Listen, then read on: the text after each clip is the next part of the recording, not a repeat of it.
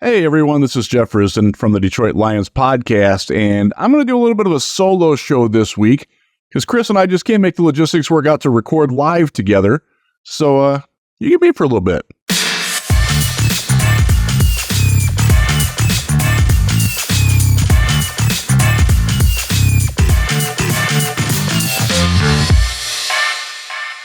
Worst things can happen, right? Yeah. So before we get into, I'm going to focus this one on one main topic, and you can start playing the classic Simon and Garfunkel, Mrs. Robinson in the background, because we're going to talk about some Robinsons.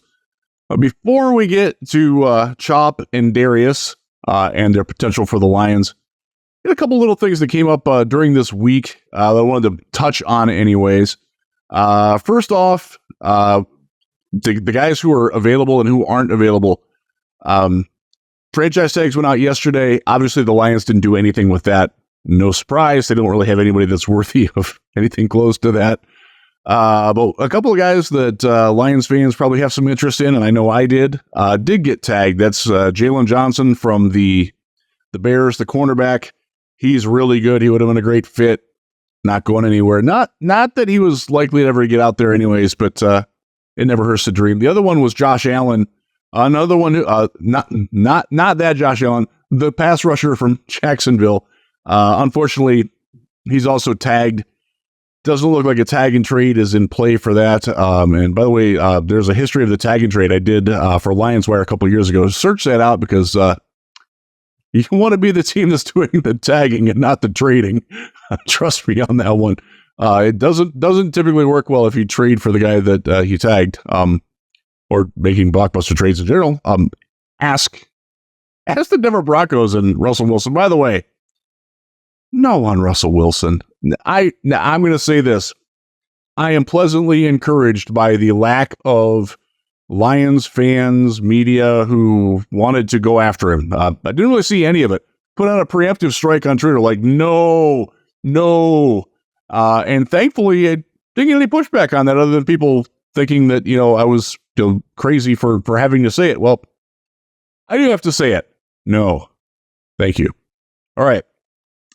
The Jaguars, speaking of the Jaguars and Josh Allen, they did cut somebody, and they kind of had to for financial purposes. And that's Darius Williams, cornerback. Yes, he's a fit. Deshae Townsend, new Lions defensive backs coach and passing game defensive coordinator. Defensive passing game coordinator, I guess say that right. My bad. Was his coach in Jacksonville. He's a 5'9", 31-year-old outside corner. So this is not a guy that's going to be a building block, but you can sign this guy. He's a good player. He was Jacksonville's best defensive secondary player. Probably their second best overall defensive player behind Josh Allen. Good player. Also has experience with playing with the Rams. Was a Brad Holmes post-draft find. You can't really say. I've seen some misconceptions out there that, Brad Holmes found him, as this undrafted free agent. Well, technically the Ravens found him first and cut him, and then Brad Holmes relied on, back when he was in his scouting director days with the Rams. Easy for me to say. Swooped him up, and he wound up going from a part-time player to a starter on the Rams. And again, there's ties. He fits. He's an aggressive ball corner. 19 PDs last year, 4 INTs last year. That's the sort of production you're looking for. Yes, he's flawed. Yes, he's probably a 1 or 2 year Band-Aid at the most, but Lions have a little bit of history with that, with post-Jaguars. Rasheed Mathis ring a bell? You can be that guy for a year or two. Bring it on. I'd love it. Make it happen. All right. Let's get to the Robinsons. Darius Robinson, Detroit native, Missouri Tiger, big guy, fun guy to watch, explosive guy on film in 2023 for the Tigers. This is a guy who moved from defensive tackle at 295 pounds, lightened up to about 285. He played between 280 and 285. He told us that at the Senior Bowl down in Mobile.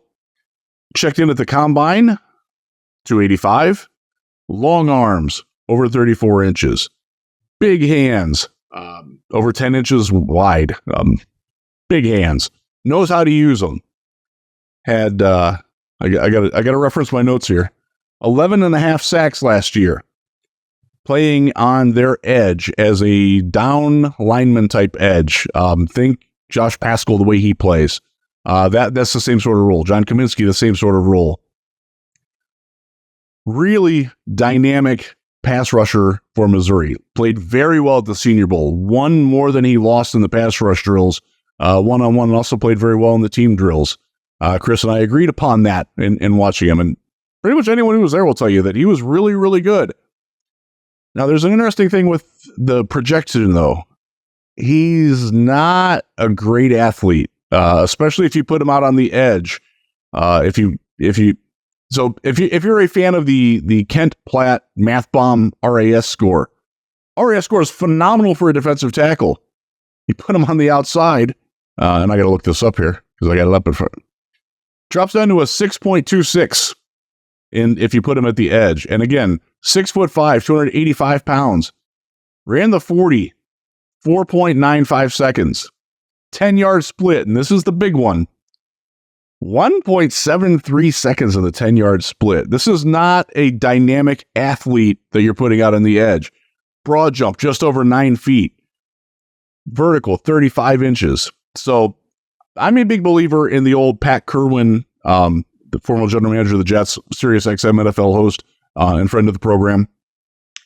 I'm a fan of his explosive score, which is where you take the broad jump, the vertical jump, and the bench press, and you want a score that's over 70. That's sort of his line of delineation for being an effective pass rusher on the edge in the NFL. Okay, so 9 feet broad, 35 vertical. So that's 44. So you're talking, he didn't do the bench press. Nobody does the bench press anymore. So Kerwin's formula is unfortunately outdated because people just don't do the bench press at the combine anymore. Maybe he will at his pro day. We can fill it in. But he would need 26 on the bench to get that. And the bench is generally the least important component of that. I like to use the 10-yard split, the broad, and the vertical to get an explosive score. And I also like to do agility scores, the 3-cone drill, the short shuttle, in combination with the 10-yard split. He didn't do the agility testing at the combine, so kind of an incomplete. Just watching him on film, watching him in person, he's okay. Not a dynamic mover, not a guy with great lateral agility. Again, if you move him inside, he's got phenomenal lateral agility. You put him out on the edge, he's not anywhere close to Hutchinson. So there are drawbacks with him. And I think that's one of the things that the Lions are going to be looking at if they're looking at him at a 29 or if they trade back to like 34, 38. I don't know how you square that because he's a very good finisher. He's got technique. He uses his hands very well. Has good initial punch, good pad level, plays the run on the way to the pass very well.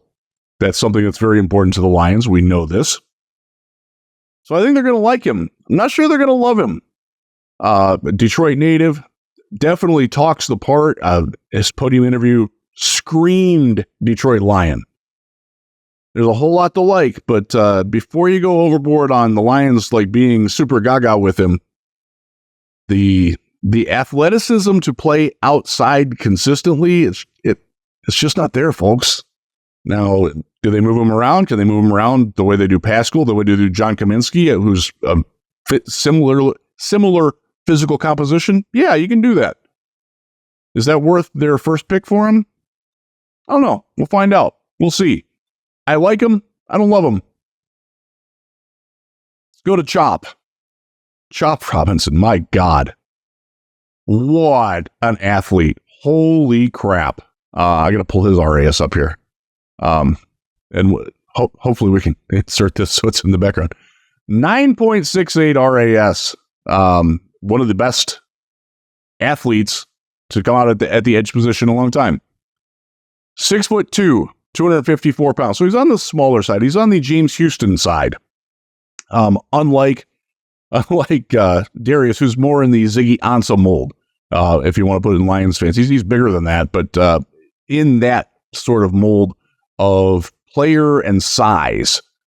Not as explosive of an athlete as Ziggy, but probably a much more refined football player coming in. But let's get back to Chop. 34-inch vertical, That's pretty good. 10-inch broad. I'm sorry, 10-foot broad. Little under 11 feet. That's great. Look, he's at 45 on the explosive score. Didn't do the bench press. Just looking at Chop, I guess you can probably put 20 up, but that's just a guess. He didn't do it. He did, though, run 4.48 in the 40. Damn. Here's what I love. 1.54 10-yard split. Folks, that's 0.2 of a second faster than Darius off the edge. And if you watch Chop at all at Penn State, it shows on film. He freaking explodes off the ball. It's glorious. He can get into the pads of a defensive or an offensive tackle very well.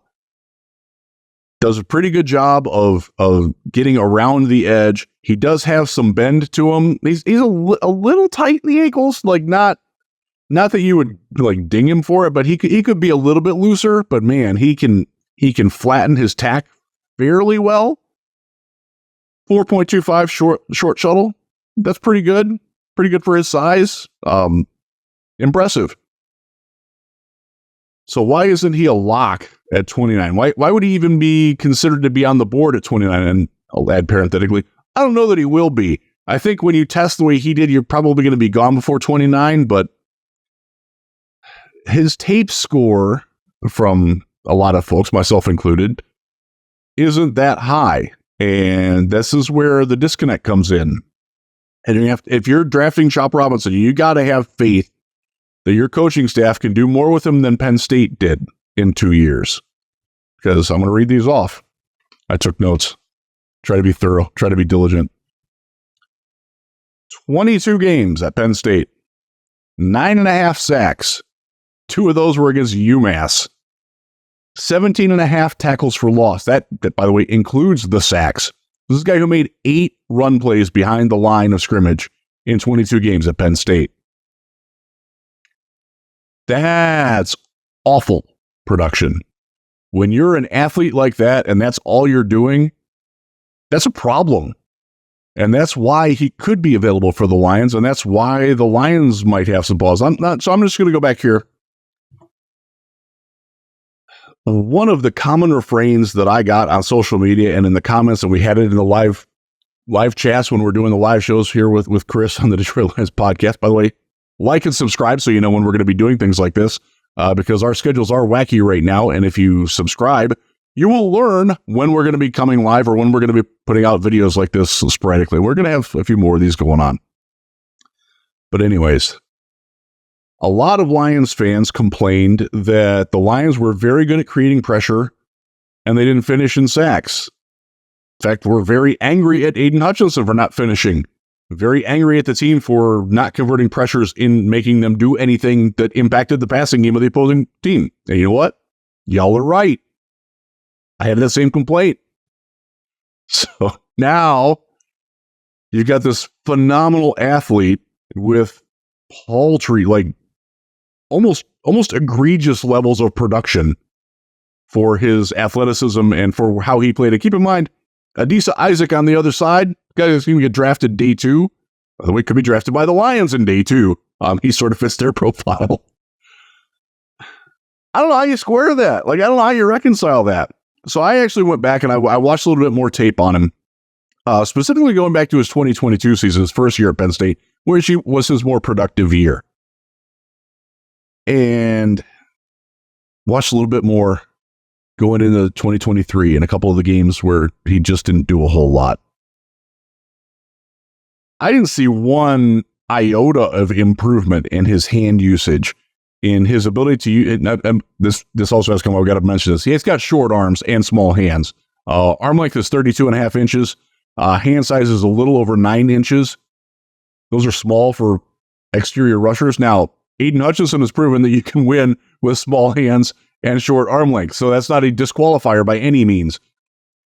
But Hutch uses his hands furiously, relentlessly. Chop uses his hands sort of to keep his balance when going into a guy more than attacking them. It shows on film. I didn't see the level of improvement that you want to see. You want to see a guy that's steadily improving. Darius Robinson, tremendous improvement. Now, again, he switched positions a little bit.